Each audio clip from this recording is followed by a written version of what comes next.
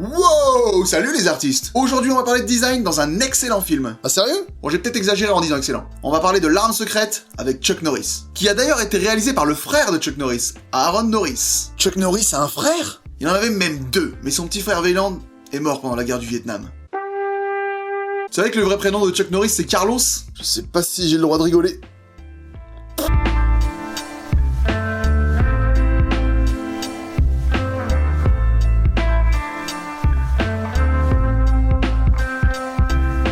L'Arme secrète ou The Hitman en VO est donc un film de gangsters qui met en scène trois camps de mafieux, les Italiens, les Français et les Iraniens, le tout suivi de près par la DEA, Drug Enforcement Agency, soit les stupes, qui essaye de démanteler ces organisations criminelles. C'est avant tout un film profondément féministe. J'ai vu ta petite amie. Ouais, y a rien acheté. T'aurais dû choisir les putes. Tu peux pas laisser les bonnes femmes te mener par le bout du nez. Un film qui prône la vie.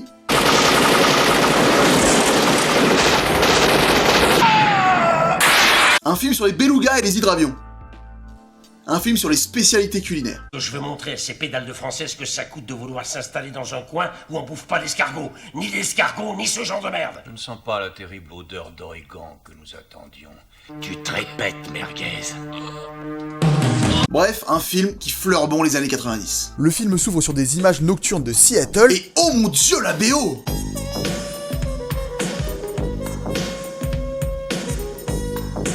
Ce thème ultra groovy nous suit pendant tout le film, et franchement, c'est une tuerie!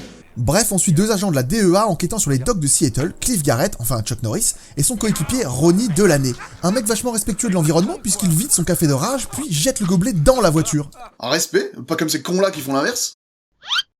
Chuck remarque alors une étrange lueur et découvre que des mecs chargent une mystérieuse cargaison pendant que quelqu'un commence à buter tout le monde avec un silencieux. Et attention, une cascade impressionnante! Wow, ça décoiffe. On apprend que c'est Delaney, le collègue de Chuck Norris, qui bute tout le monde parce que Delaney est un méchant. Et il bute même Chuck Norris.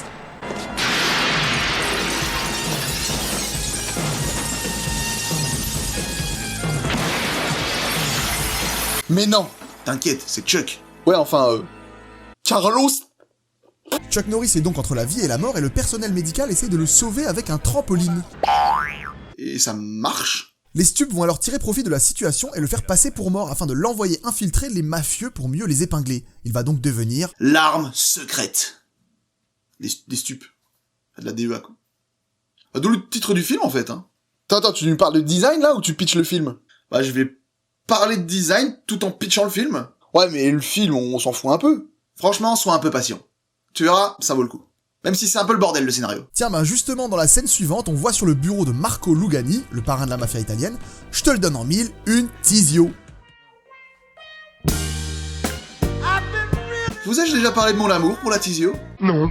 Chuck Norris, sous sa nouvelle identité de Danny Grogan, est devenu le bras droit de Lugani depuis qu'il s'est infiltré dans la mafia. Ce dernier décide d'intercepter une transaction de son ennemi français André Lacombe, tout en butant ses hommes de main au passage, et Grogan est nommé pour mener l'opération, ce qui emmerde grave ce mec. Comment tu peux faire passer ce bâtard avant moi? Mais Chuck Norris n'a pas le time. Regarde pas chez moi. Il tente donc une embuscade à la clique de Lacombe, récupère le pognon et bute tout le monde. Comme prévu. Quand soudain, débarque un van qui commence à mitrailler sur l'équipe de Chuck Norris, qui tire sur le conducteur du van, qui lâche sa meilleure performance d'acting. Wow, ça décoiffe. Il s'agit donc du troisième groupe de gangsters, les Iraniens, qui convoitaient eux aussi la thune de la combe, apparemment. Donc les Français se font attaquer par les Italiens, qui se font attaquer par les Iraniens. Ouais, c'est ça. C'est vrai que c'est un peu le bordel. Après tout ça, Chuck Norris rentre chez lui et trouve son jeune voisin Tim Murphy devant sa porte parce qu'il a pas ses clés et sa mère bosse, donc il pionce dans le couloir. Du coup, il laisse un mot sur la porte de sa voisine et l'emmène dormir chez lui. Parce que c'est un chic type. Chuck Norris va se coucher dans son lit avec ses doves de chevet, et pendant que toi t'as un attrape-rêve tout pourri au-dessus de ton lit, Petite bite. lui, il a un crâne de buffle. Comme je le disais, il a enchevé deux lampes d'off des designers Mario Barbaglia et Marco Colombo pour la maison Nemo, qui édite entre autres des luminaires de Le Corbusier et de Charlotte Perriand. Excusez du peu. Le nom du produit provient de sa forme d'oiseau stylisé, car Dove ça veut dire colombe. Ou pigeon aussi. Ouais, ben je préfère colombe. Vendu. Pour l'instant, on assiste à une scène pour laquelle il faut que je déclenche la fameuse... Pour se venger de la mort de son frère lors de la fusillade de la veille, Nino, homme de main de Lugani, force l'Iranien du gang adverse qu'il a capturé à manger du porc alors qu'il est musulman. Au-delà d'être border, C'est quand même flingué comme torture quelque part. Ensuite, le chef des stupes, qui est accessoirement le commanditaire de l'infiltration de Chuck Norris chez les mafieux, propose de faire se rencontrer les Italiens et les Français afin qu'ils s'entretuent par orgueil, pendant que Chuck Norris s'en branle et s'amuse avec des belugas. En rentrant chez lui, ce dernier découvre que le petit Tim se fait martyriser par son voisin con comme une valise sans poignée. Tiens, d'ailleurs, il se réconforte à la lumière d'une... Toloméo! Pendant que Chuck s'assoit sur son fauteuil Vassili et raconte une histoire. Tu vois, petit, le fauteuil sur lequel je suis assis en ce moment même est un chef-d'œuvre du modernisme. Dessiné en 1925 par le designer Marcel Breuer au sein même du Bauhaus, il lui a été inspiré par la structure tubulaire de son vélo, plus précisément de son guidon. Il en a fabriqué une première version dans les ateliers du Bauhaus où il est revenu en tant qu'enseignant après y avoir étudié, il l'a appelé le modèle B3.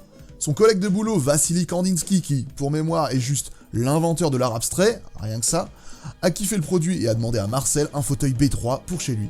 Et lorsque le fauteuil a été édité par la maison Gavina, il fut rebaptisé symboliquement Vassili, en hommage à cette demande de Kandinsky à Breuer. Mais attends, il raconte vraiment ça, Chuck? Oui. Oui. Et il ajoute pour rassurer le jeune Tim que lui aussi se faisait bully quand il était petit par un... Indien très baraqué. Il explique avec philosophie à Tim ce qu'est le racisme. Ça n'est pas tellement que ce garçon ne m'aimait pas, parce qu'il ne me connaissait pas. C'était plutôt parce que mes yeux étaient trop clairs, mes cheveux n'étaient pas assez foncés, ma peau était trop pâle. C'était cette différence qu'il détestait. Et lui montre comment on défonce les racistes en leur frappant le plexus solaire. Et il se débrouille le minot, mais Chuck lui fait rapidement une clé d'étranglement parce qu'il faut quand même pas déconner. On voit au passage un fauteuil LC1, une magnifique pièce également issue du modernisme, dessinée en 1928 par le trio Le Corbusier, son cousin Pierre Jeanneret et Charlotte Perriand, qui est aujourd'hui édité par Cassina. Franchement, ça fait partie des pièces les plus emblématiques du monde, c'est à connaître, c'est magnifique. On passe à la suite. Chuck Norris va ensuite à Vancouver chez El Famoso André Lacombe, le boss du clan français, grand rival de Lugani. Ce dernier souhaite malgré tout créer une alliance au bénéfice des deux parties, ce à quoi Lacombe répond avec tact et diplomatie. Je graverai personnellement le nom d'André Lacombe en lettres capitales sur chacune de vos tombes. Et je pisserai dessus. Chuck Norris, qui n'aime pas trop qu'on lui manque de respect, décide de donner une petite leçon à ce cher Lacombe. Pour ce faire, il se rend chez les Iraniens en prétendant venir de la part de Lacombe lui-même et leur chie dessus. Monsieur Lacombe m'a demandé de vous dire que si vous, les avaleurs de merguez, vous persistiez à le gêner, il vous trancherait les couilles et vous les ferait avaler. Attends, est-ce que Chuck Norris en personne vient de créer un conflit avec la technique du... Oh frère, lui là, il a traité ta mère. Comment ça m'aurait pas plu? C'est magnifique. Donc maintenant que les Iraniens sont bien vénères, ils rendent une petite visite à Lacombe dans sa maison de campagne où lui font clairement comprendre que c'est chaud pour sa gueule après le coup du couscous. Du coup, face à la menace iranienne, Lacombe change d'avis et décide d'appeler Lugani pour s'allier à lui. Là, on assiste au duel de cow-boy entre Tim et son voisin qui trouve qu'il a la peau trop foncée, le tout sous les yeux du père qui est clairement l'inspiration d'Arlan Sweet dans World of Warcraft. Tim le défonce, puis son père le défonce.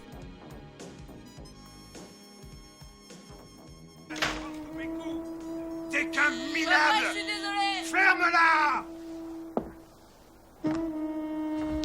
Tiens.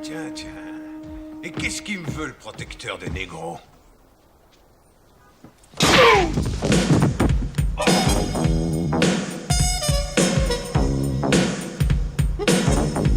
J'ai rien touché au montage, la musique drop vraiment sur le coup de poing. Tellement puissance. Lugani s'incruste chez Chuck Norris et oh, une Bérénice de chez Luce Plan. C'est la foire à la saucisse de la lampe de bureau, ce film Tolomeo, Tizio, Dove et maintenant Bérénice, qui accessoirement est une chouette petite lampe de 85, dessinée par les designers italiens Paolo Rizzato et Alberto Meda, qui ont souvent collaboré pour des projets de luminaires. Leurs projets sont assez marrants visuellement, mais parfois chelous. Bref, Lugani emmène Chuck bouffer alors que Tim le cherche pour lui montrer les techniques de baston qu'il a appris sur YouTube, et là on apprend que Lugani l'a emmené manger pour faire diversion car... Surprise, motherfucker! On apprend que Lugani est un associé de Delaney, l'ex-collègue de Chuck qui lui a tiré dessus au début du film et que les Iraniens travaillent eux aussi avec lui. C'est genre le boss final, le gars. Pour encaisser ce retournement de situation, je vous propose de parler de ce lampadaire en arrière-plan. Ah, tu fais chier avec ton design, je suis dans le film moi maintenant. Putain, mais tu m'emmerdais pour l'exact inverse tout à l'heure, faut savoir. C'est quand même le sujet à la base. Bon, je disais... En 1951, Isamu Noguchi, artiste sculpteur américano-japonais, commence à développer la gamme Akari, qui signifie lumière en japonais, une collection de sculptures lumineuses. Parce que oui, c'est des sculptures avant d'être des luminaires. Il a l'idée d'utiliser du papier japonais appelé washi, confectionné artisanalement depuis le 7e siècle pour fabriquer ses sculptures, en voyant des mecs pratiquer la pêche au cormoran. Il s'agit d'une technique ancestrale qui consiste à pêcher avec un oiseau vénère, le cormoran, qui chope les poissons avec son bec au lieu d'utiliser une vulgaire canne à pêche. Badass! Mais un peu cruel quand même. Mais badass! Ah, c'est sûr, c'est autre chose que nos pêcheurs à nous. Et du coup, ce style de pêche se pratiquait à la nuit tombée, éclairé à la lanterne en papier washi. D'où l'idée de Noguchi. Donc franchement, les lampes à Akari, rien que pour cette histoire, ça tue. Et c'est très joli. Bref, retour au film, Delaney dit à Chuck qu'il lui laisse 12 heures pour quitter la ville, sans quoi il le butera une deuxième fois, et fait exploser son appartement avec Tim dedans. Salaud! Ce dernier, grièvement blessé, est transporté en urgence à l'hosto, accompagné par Chuck. La mère de Tim lui avoue alors qu'elle est en galère et qu'elle a peur de pas pouvoir payer l'hôpital, et Chuck se barre discretos de peur qu'elle lui demande du fric. On l'aurait tous fait pareil. On assiste à une entrevue entre Lacombe et Lugani qui pactisent pour éliminer les Iraniens. Ils s'en vont, et là, t'as Evergreen qui, comme d'hab, se fout en travers pour emmerder tout le monde.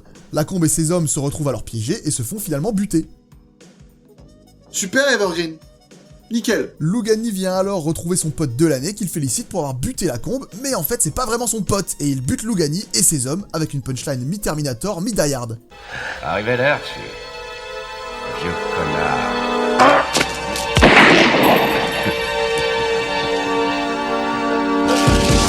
Et là, le boss arrive pour casser des culs.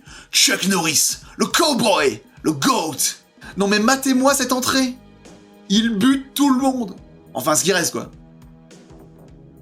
Et Delaney, qui se cache, demande à Chuck où il se cache, alors qu'il se cache pas, pendant que lui-même se cache. Chuck débarque alors en liane pour le fumer, Badass. et lui fait une prise que tous les mecs qui ont un grand frère connaissent. Pendant ce temps, à l'hôpital, la mère de Tim découvre que Chuck lui a fait un cadeau, un max de tunas pour payer l'hosto. Bah oui, c'est un bon, le Carlos. Pour finir, Chuck attache Delaney à une chaise et le fait littéralement exploser, et c'est la fin de l'arme secrète. En clair, tout le monde s'est fait buter. À part Chuck Norris. Ah si, je vous jure.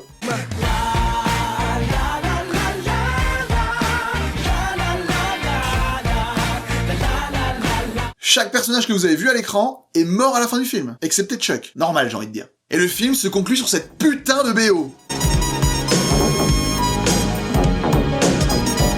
C'est vrai qu'elle défonce, y a rien à dire. Rien que pour ça, j'adore ce film. Et pas que pour ça d'ailleurs. C'est un film de série B qui, dans l'absolu, casse pas des briques, mais qui contient plein de trucs que j'apprécie énormément. Une BO incroyable, des punchlines abrasives, Chuck Norris, ce plan, un schéma narratif à la western spaghetti, et en plus il y a des belles rêves de design. Je veux dire, c'est un carton plein. Il m'en faut pas plus. Le film est cool. Mais c'est quand même dommage que Chuck Norris soit resté bloqué dans des rôles de seconde zone comme ça. J'ai parfois l'impression qu'il s'est un peu trompé de carrière. Sache petit, que quand Chuck Norris se trompe, c'est qu'il avait raison d'avoir tort.